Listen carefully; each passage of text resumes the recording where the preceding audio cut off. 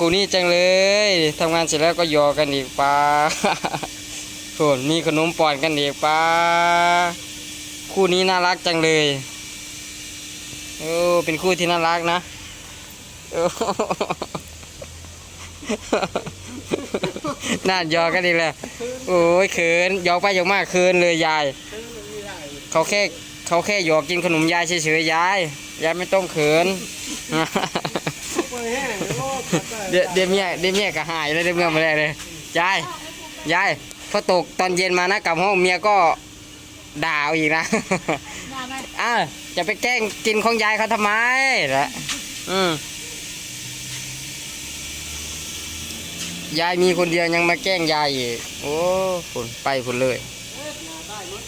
บ่ตายหรอกอันนี้มันอยู่ห่มมันเลยเป็นนี่มันบ่ถึกแดดอันเด้ซุ่มบ่ถึกแดดอันนี้ผลงานพ่อใหญ่ปลาดุกได้หั่นเด้อันเวลาพักเที่ยงห้องเรา